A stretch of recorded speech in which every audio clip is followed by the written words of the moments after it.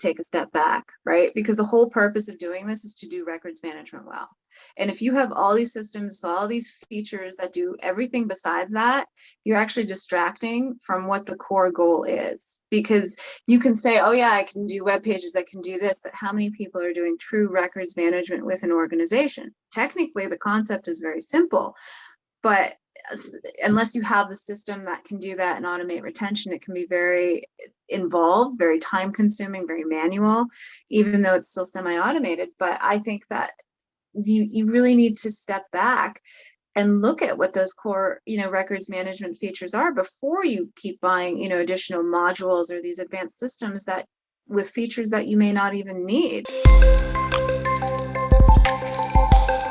I'm joined by Ilona Koti.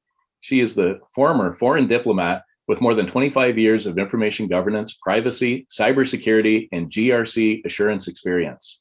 Ilona is a teaching fellow at the University of Dundee in Scotland, a fellow of the Institute of Information Management in Africa, a past president of ARMA International, and CEO of ThinkLinks. As a keynote speaker, multi-board director, teaching fellow, and published writer, Ilona is a recognized leader in the information profession. Thanks for joining me today, Ilona. This is fantastic to talk to you again. Thanks for having me, Jason. It's really great to connect with you and to be able to share some insights, for sure.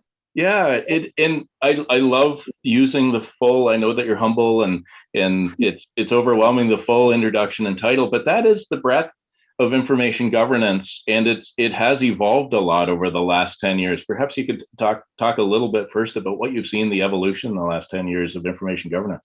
Absolutely. It's changed drastically. And, I think we're all aware we started in paper, right? And over the past 10 years, our systems have, emerged, but it's not just going from like a document management system. We also suddenly had all these rules and regulations enacted from a privacy perspective. So privacy has been a very significant driver within the information management community as a whole, especially driven by GDPR in Europe and then now CCPA, PRA here in California as well. And hopefully more countries, are definitely like adopting some of these rules and regulations. But that has been, I think, one of the biggest integrations as well, besides, the litigation factors and on why, we need to maintain appropriate information and e-discovery and how to find it through forensics and so forth.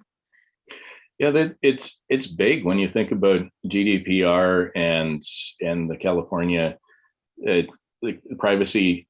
These are things that organizations weren't really ready for. They didn't have the readiness, let alone the ability to execute with them. So they have to do new things as far as their data understanding that goes beyond traditional records classification, disposal. Where do they start with that? And then how do they ensure that they're complying?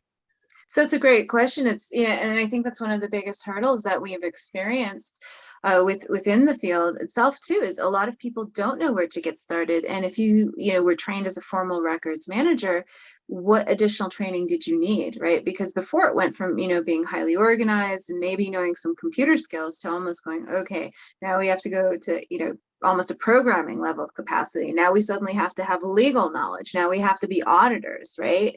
So here's all these additional skill sets, for the records management people who, have been doing it and who know the information very well. But at the same time, it's, how do you classify, data, information, records, because there is a distinction. So in a lot of cases, I would definitely start with a data map, get a document management system, and then hopefully work your way up to AI, but it's not a simple process. One of my colleagues used to always say there's nothing artificial about AI by any means. So it's a multi-tiered, many-tiered process to really make sure that you are complying. So self-serving, a data map for Shinydocs is where we start. Can you get started without a data understanding? No, it's very challenging, and this is why I always say you can't do privacy or security well without knowing where your data is, who has access to it, and what your information is. Because I find it very hard to believe for organizations that are like, oh, we have, this world-class privacy program, we have this, security initiative. Okay, but you haven't even done an inventory of what systems exist, or at any given point in time, you can't produce one document showing me, okay, these are our core systems and that type of information in there. So I don't know what organizations are doing that haven't at least established a very preliminary data map. And I love that you start there, because it takes us back to a previous conversation that we had just about how analysts might cover this space, where they'll treat file analytics, which might be very closely related to like a information map, completely separate to something like a document management tool, completely separate to something like an enterprise search tool. They'll have completely separate quadrants or waves or whatever associated with this, and no overlap in vendors and no overlap in strategies. Do we need to have a convergence for the information governance professional before we can really start seriously tackling this? And should that fall on us as IG professionals? That's a great question. And honestly, rather than convergence, I almost think you need to take a step back, right? Because the whole purpose of doing this is to do records management well. And if you have all these systems, all these features that do everything besides that, you're actually distracting from what the core goal is. Because you can say, oh yeah, I can do web pages, I can do this, but how many people are doing true records management with an organization? Technically, the concept is very simple, but unless you have the system that can do that and automate retention, it can be very involved, very time consuming, very manual, even though it's still semi-automated. But I think that you really need to step back and look at what those core, records management features are before you keep buying, additional modules or these advanced systems that with features that you may not even need, nor, distract from what the purpose is that you're already trying to do.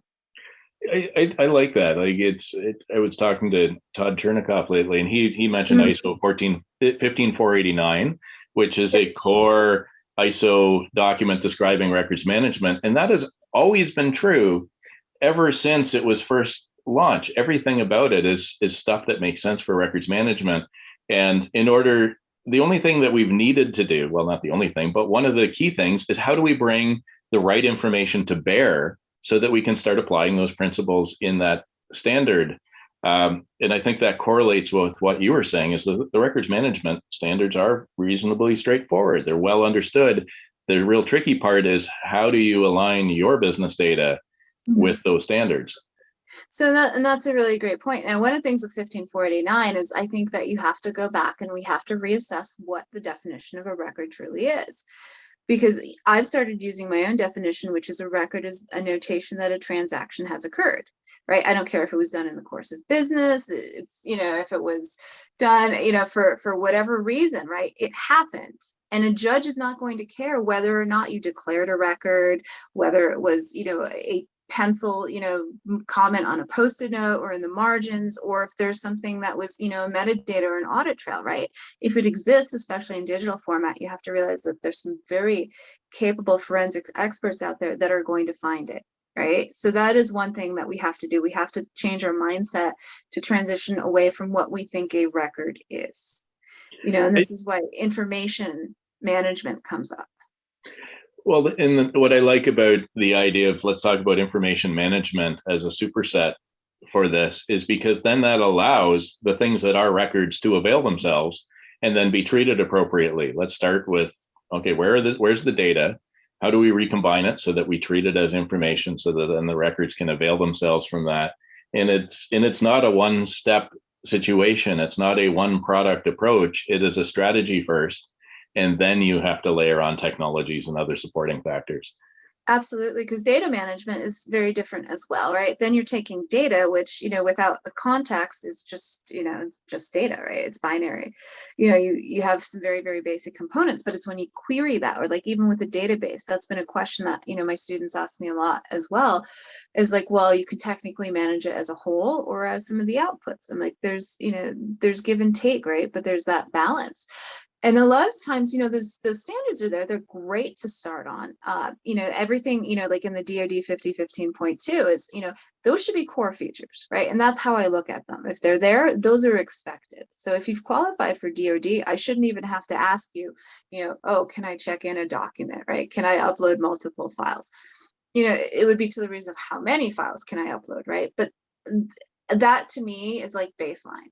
And fine, once I build on that. But one of the things is that the DoD hasn't been updated. Oh goodness, I think it's well over 10 years. Like I actually try to get my students to read it, but the government link site is down half the time. Then they expect you to go in through these, very like big hurdles, and I can't even access it. First, it was, I think, like international students, like, or Chinese students couldn't like get to it. But then it started being like very difficult. And I'm like, okay, if this is such a really great standard, then why can't people even access the latest version of it without having to go somewhere else for a copy of it? So, I've voiced my, concern there to the JITC group, probably quarterly, where I'm like, hey, it's me again. So that's one thing. And then, some of the other standards too, it's, is there flexibility? Because that's one of the concepts, right? There needs to be that balance, between security and functionality. If you don't have that, how are my users going to do things? How are they going to want to do records management? It's already hard enough to, tell people to, be good records stewards, let alone let's add all these technology hurdles and extra process steps into it to make their days even more difficult and time consuming. Yeah, I like that you approach it too from the end users, because the old way of saying "thy shalt do this" because executives have bought into it clearly didn't work. We've created far more information that's not eligible for records management or information governance by virtue of the fact that it's bespoke and all over the place. So we need to figure out how to manage that. And the fact that when AI started to mature, the machines are fast enough, and now we can start creating models, and there's open source projects and all that. But people wanted to skip to the end for AI and say, let's make the AI do the things that the humans could never do, rather than saying, let's just figure out what we have. Let's let the AI help us figure out what we have, and then see how we can march towards having the AI do the things that humans couldn't do. Did you see that? I know I saw that in the market where people thought that AI was just going to come in and start doing all the stuff that humans refuse to do. And I always wondered, why would AI be smarter or harder working than a human is, and more proactive? I would like to think that the reason why the humans didn't do it is the same reason why we can't program the AI right now to do the things that the humans didn't do, if you know what I mean. Does that make sense? Absolutely. And that's a really, great insight there too, because my first dissertation topic was in visual classification and vector based. And I was really big on text agnostic, format, which I still believe in. But there's theory and there's always practice. Having run through the doctoral work, there's a lot of theory that you look at, which, it kind of changes the way that you think about things too, right? And you're like, what is the underlying issue? And you were absolutely correct where everyone wanted to jump to the end project. So it's just like, okay, well, when we, go to that kind of capacity, yes, you can get the AI to do things, but there's a lot of training involved. And that's what people who haven't done this before don't realize. You still need to spend a substantial amount of time to train the system to get it to do what you're supposed to. And that's a big step that a lot of people, I think, overlook. Or if it doesn't work right away, well, why? Well, then if it makes a mistake, you have to fix that, or you have to change a little bit of configuration to do that. Now, on the other hand, in some cases, if you're just looking for, like high level documents and for the AI to form clusters, that's great, because again, I think that's where we need the help as humans, because looking at tens, hundreds, if not millions of documents is just, it's not feasible anymore. We can't do that, and we can't approach that. So it's finding that right balance of technology that's hopefully within, an organization's budget, because AI is not inexpensive. Yeah, well, I mean, it's humans plus, like, the technology itself in some cases is quote unquote free, but you need the humans in order to drive it. You need to have the data sets well established in order to validate it. And you need to have the wherewithal within the leadership. And I think that leads it to the next question is like, how many organizations the executives, for example, a CIO, who generally like to think in terms of projects that are 6 months to 18 months out. If you're not showing a payback in that time frame, then it's hard to get the investment in it for most organizations. And these projects that you and I are talking about right now, this understanding data at scale, like perhaps petabytes of file share data or these types of things, is not something that's going to be done in 3 to 6 months. Uh, how does a typical organization that has a huge amount of information like that need to change their leadership, or how would their leadership have to change in order to start thinking about what needs to get done to that information? For sure. And I always say this on pretty much in every webinar. I'm a big Doug Laney fan, and he wrote a book called Infonomics. And I always say that if you could give an executive a book, to show them what, everything that you need to know. And he's a former Gartner analyst. So it's fairly well written, and he, has some great points, but he brings up the point of quantifying information, right? How can you show value on your data? And this is something that, we have tried to do as records managers, information managers, just knowledge workers in general. It's very hard to take these intangible components and say how we created value with knowledge, right? So we've struggled with that. But as much as possible, if there's information professionals out there, if you can create metrics, something that you can measure. Ideally, some programs will have dashboards built in, or reports, or things that you can show. But if it's, for example, if this process saves X amount of time, great. Okay, well, the time. What is the salary of an individual who is doing that? How many process steps did you go through? What, percentage did you save? Those are things that you can quantify. Otherwise, there's always the true data analytics people, but those are slightly different. However, if you take a combination of the data analytics and just the general processes that a typical information professional encounters on a day, try to see what's common and what you can report on, and share those reports with your senior management to show them the value that you bring to the organization. Yeah, Ilona, I think that's really powerful to go there, to really explore how the analytics associated with this attaches these processes to the front of business, to the profitability of the business, to the ability to take on more work. Because like if you save people an hour a day, but you're not planning on firing anybody, then nobody gets any savings. So you should have the capacity then to take on more work, which means you at some point you'll get more profitability. At some point you'll grow. And it does take it takes data literacy. It takes an investment in that, and you have to kind of see beyond just a hard cost savings and then buying less disk storage or something like that in order to wade into those waters.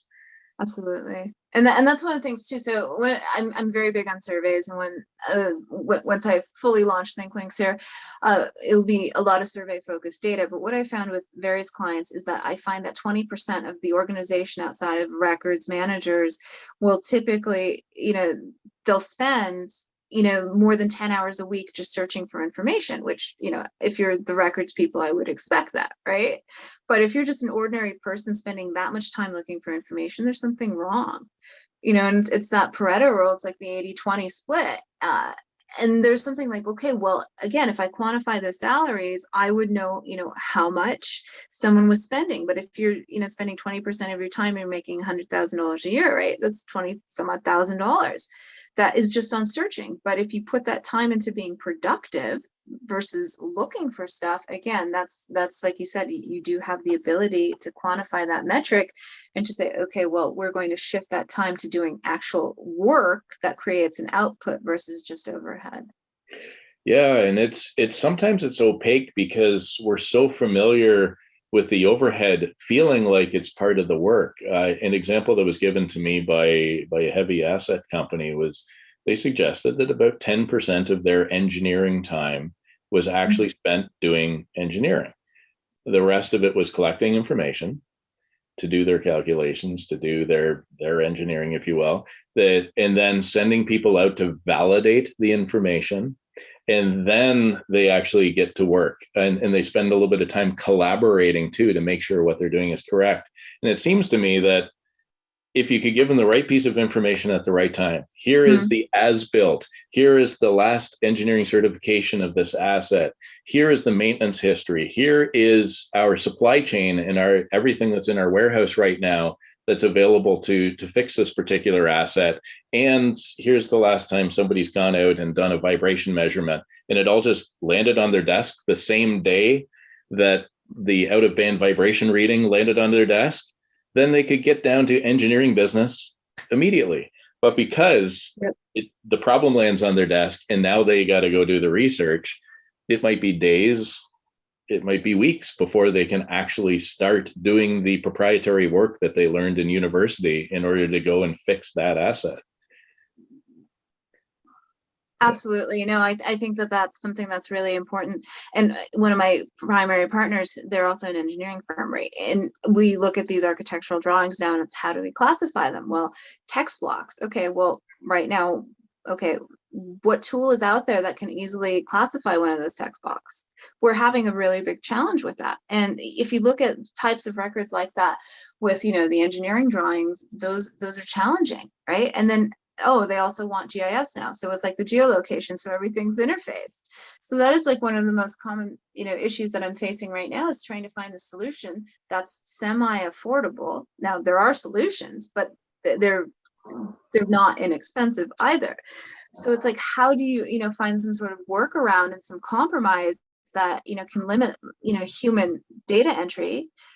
But, especially if you're looking at the older ones, the machines aren't going to read that as well. You don't know the quality of, where somebody kept it in a basement, right? These, they're already falling apart, a lot of this, but that's the whole thing is, where can you find that right blend of technology versus human time to do that? And you need both. You really do. It's very hard. And I'm a very big advocate of going back to document controllers, where you take those few, documents that you have. I mean, in some cases, it could be like 10 to maybe 30% if you're a highly regulated organization, and you spend the time classifying that. But with everything else, you put it on a standard retention and let it roll off, because there's too much. You cannot micromanage everything like you used to. It's not possible or Yeah, feasible or even oh, profitable. oh, for sure. And it's in using the old traditional mechanism where you bring in like a big five consultant and then they have a number of humans poring over your data. Like it's massively expensive, and certainly a kind of a wink and a nod at the camera. Like Shinydocs approaches this from an automation point of view. And what we butt up against though quite often is the efficacy of, yeah, let's say 20 or 30% of the drawings that are out there might have like a scratch across them. It had this job number and somebody scratched it out and then put an arrow to another job number, and they say, well, your AI doesn't find that, therefore we're skeptical of this. I'm like, yeah, but it found it for the other 70% of the drawings, which otherwise would just kind of be out there in that block of stuff that just has this rolling maybe 20-year arbitrary retention. Wouldn't it be cool if we understood 70% of that? So there's just not a trust yet. There's not this strategy now that people are willing to not replace humans, but augment the humans with something until it's more perfect, I guess. And you completely need that secondary oversight, because if a human saw that and you go, wow, I have noticed these on, probably 70%, maybe we should add another field. And then you could capture that. And that's why, again, like big on the visual classification capacity, because if you use that versus traditional OCR, you have the ability to add in other things. But imagine giving a computer a set of eyes.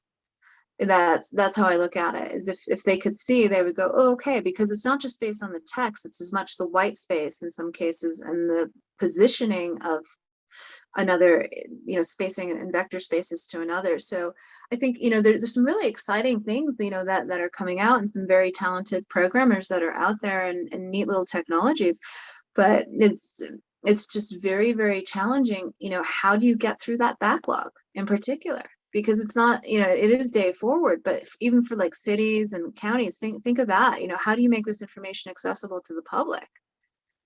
Yeah, it is an interesting conundrum. And at some point though, I feel like there might be a bit of an avalanche. And I'd love your thought on this, because you look at the industry closely, is that Obviously, not everybody's going to invest in this until it's more mature, but the organizations that do take a chance and they do get that win, like imagine if their engineers were 10 times more productive. Imagine if their safety associated with their jobs were 10 times, it was 10 times safer, and you had less technicians operating with more confidence. You're all of a sudden now your competition will never catch up to you when you get the right information at the right time. So it's kind of like, who's going to blink first? Because whoever times it right is going to, in my opinion, whether it's in oil and gas or in utilities or whatever industry, whoever times that right to get these optimizations with their information is going to get such a massive head start that'll be hard for I people think to that catch up first to. person, absolutely. And one of the things to realize too is, right, strategic competitive advantage, right? It works until it becomes a commodity, and I think Nicholas Carr back in his, goodness, so long ago, what was it, 1990 something, in Does IT Matter? In that wonderful article where he pointed out that, IT is now a commodity. So even though, AI and everything else is cutting edge still, at what point does it become a commodity and a necessity and something that is an expectation? And at that point, it's who still hasn't adapted onward, because the competitors are so far ahead at that point in time. But like you said, if you're even just, an organization or a mid-sized company that is looking to gain an advantage, look to your internal information first and start using that. Information is one of the most important strategic vital assets that you have. But how can you quantify it? How can you take that information to, to maximize it and generate value from that data? And Doug Laney's always like, oh, share it with others. He's like, information is not taxable just yet. I'm sure that'll come a day, but what can you do to leverage it? Obviously within privacy rules and regulations, but even knowing more about your own company can still put you further ahead of your competitors. I completely agree, because that is, we never realize how much time that we just spend collaborating. Every meeting that we have, every time we exchange an email, and is that essential to actually doing the profit making task of my organization, or the task that is driving the biggest yield from the organization? Probably not. So anything we can do to minimize those things has a payback at some point. And that's what, where I think, with information governance too, I think we've been talking about it for so long, but how many of us have really done it? How many of us have implemented? I see a lot of policies out there, I see a lot of procedures. I know they're not implemented, right? So, I'm very big on the action plans, but at the same point, if you have an action plan and a task, I'm big on tasking it to somebody too, because at that point you can see who is in charge of it, right? And if you're senior management, you're like, wow, this person has, 700 hours of this task to them for, 3 months, right? And it's like, that's not really feasible, is it? And that way too is, if you're an organization, you can actually establish like, okay, well, there's we need more people, right? If you've justified that and how much time it takes, you can again use that information internally to showcase where you might need more teamwork, more just more machine capacity. But that's where I think too, and you see timelines that are associated with those tasks so you can enact them. And that's where, with information governance, I'm like, okay, it's one thing to say you're going to govern it, but I'm very big on using the term information assurance, because that's where you start guaranteeing and you start showing measurable results that are auditable, and they have actual, effects and expectations and outputs versus, just the governance aspect of it. Like, yeah, we have a policy, but we don't really follow it. Yeah, and that is to me the biggest payback, is when you're acting with confidence. Not only did you act, you can validate that what you did was indeed correct. And when ultimately, like a less exciting test is when you're in front of the court and they ask you, did you manage this in accordance to policy? And you not only say yes, but you actually demonstrate, here, this is the demonstration of what we did. Here's the data, the dashboards that provides that. It massively increases your credibility, regardless of whether you're right or wrong in the litigation. But litigations are won and lost by credibility. I'm a big show me person, right? Because I've essentially become an auditor as well. It's management consultant and auditing, really, because it's that's what happens. Yes, okay, here's the underlying records principles, but at the same point, how am I establishing measures and controls to make sure it was really done? And like you said, when you're in front of a judge, they're not going to care. Yeah, well, we kind of did this. Okay, but did you? Well, sort of. If you have something that is partially automated, and this is why assurance, to the automation component is very critical with this, because you have those reports that can be generated and those audit trails and that continuous chain of command. So there is no dispute. It would be very hard to dispute you in a court of law, to show if something didn't happen. And if it didn't happen, that is where the gap would be. And hopefully, the opposing side would be focusing in on that, right? Because that's where the breach or whatever security gap issued. So I think that there's a lot of opportunity for us to shift to that mindset from, governance to assurance, to make it a lot more concrete and tangible, for something, that's information related. Yeah, I like that because we're touching on so many outcomes, so many paybacks, if you will. Like obviously, cybersecurity is on the top of people's minds right now. We've touched on employee efficiency. We've kind of dabbled a little around at hard cost savings, perhaps on disk and other things. But to take it full circle, we started off with GDPR and talking about privacy. Is privacy maybe going to be a big domino that starts a lot of people thinking about this more aggressively? It will all depend on what the states do. And right now, one of the things that I see is like, okay, so you have all these laws, but you don't have enough auditors to even go in and audit against, the laws that are in place. So unless there's something that is so blatantly like construed or abused, right, and a consumer complains about it, I mean, how are all these auditors going to be in organizations to ensure that this is happening? Right before we had safe harbor, which was like a self audit, but we know how those work, right? Like, yeah, sure, I'm complying, not really, right? I'm sure some companies did, but I mean, that was kind of a bit of an excuse to give like a little bit of self-proclamation to say that there's compliance. And if you have truly sensitive data, and whether it's internal or information that's sensitive, or especially consumer data, then you should really be stepping it up a bit. But I don't see how the states or governments have the ability right now to enforce this type of law properly for compliance. It is tough. It is something I agree is that it needs to be a plurality, like the idea that it is people recognize the payback associated with it, whether hard costs or soft costs. People realize the importance of the cybersecurity. Obviously, the privacy is important, but it can't be just because there's a policeman or an auditor that's waiting in the wings. It has to be because our social contract just says that this is the responsible way to work, and people are going to want to buy my products or service more because I'm operating as a organization with integrity under the privacy legislation that exists. There's a big concept within IT too. It's about trust, right? If you can't be trusted, why would you want to give your data? Now, granted, if you're using an app on a phone and really want something badly, or my children grab my phone, which they shouldn't, right, and they download apps and things too, then you're willing to give away so much of your freedoms in many cases just by downloading an app.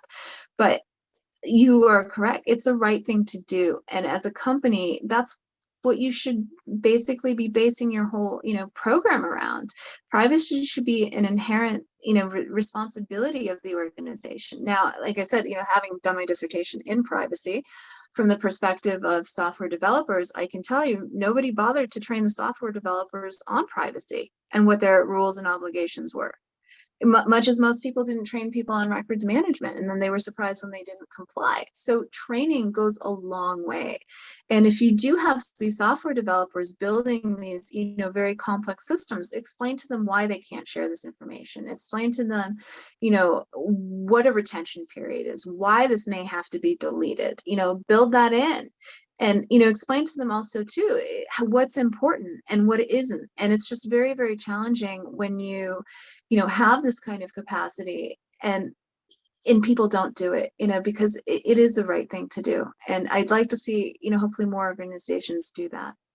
Yeah, it is something that I'm excited about it being just part of the normal social contract where because I appreciate, like, certainly coming from a software company, the pressures that a software developer, like, if they're the ones who are recording the vibration readings or the settings from the wellhead, uh, probably the project manager for that oil and gas company isn't saying, uh, do this software, and oh, by the way, make sure to do information governance and compliance and privacy associated with it. It has to be inherent in what they do to say, okay, for me to deliver this result to you, it's going to take me 3 days because there's 1 day of R&D on the actual task to control that machinery, but then there's another day to do the information governance component, and there's another day to do the privacy by design component.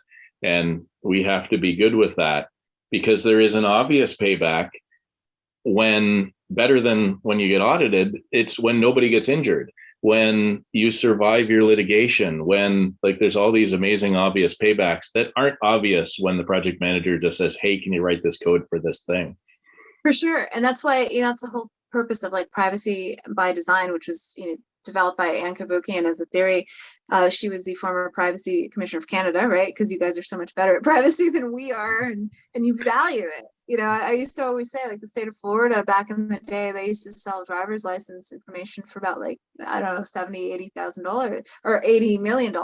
And they actually considered that like income for the state, selling people's personal data. Like, really? So how many companies do that?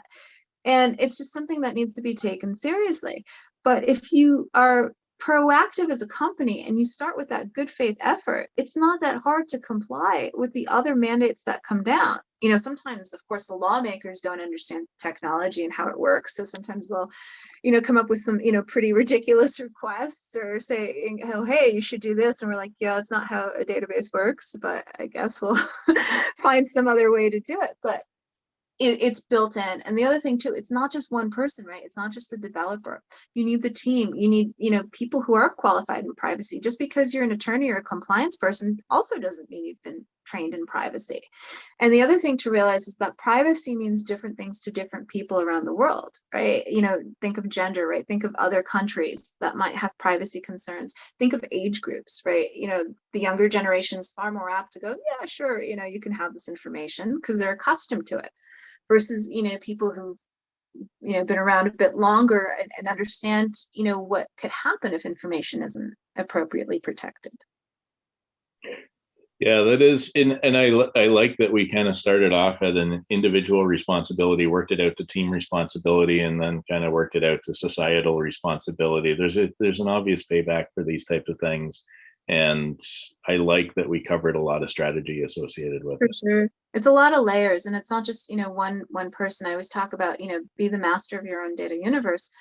But, for one, shrink that universe, right? You don't need to really keep everything. And if you have, the multi-tiered retention and the document control, you can do that a bit better, right? Do a data map where you can, capture the information, or at least have an inventory of your systems with some, key facts such as ownership, contents, security levels, and so forth. That's the other thing too, is people, oftentimes don't mark their documents as secure, contains PII, and so forth. And then that's that. But it is truly a team effort, whether it's, privacy, security, or just good record stewardship, and to get to there, you have to have training and patience, to know that this is not going to be an overnight effort. You may not be able to show ROI right away, or even for, a couple years. Hopefully, within the first year would be nice. But I mean, it takes anywhere, from 6 months to a year to even install one of these systems, if it comes down to it, and if you haven't cleaned up your data beforehand, it could take even longer. So there's, a lot of components and a lot of moving pieces. And that's why I always, recommend building that action plan just beyond, those policies and procedures, and definitely shifting from governance to assurance. Thank you so much, Ilona. This is a lot of fun. And maybe you could talk, like, we could give a hint to people if they wanted to pursue this with you. How do people get in touch with you? For sure. So for now, as I'm finishing my last bits of my dissertation. LinkedIn is probably the best way to reach out to me, through my clients. I'm thankfully, very fortunate to have a lot of referrals. So before I build out my officially formal website here, but just contact me on LinkedIn.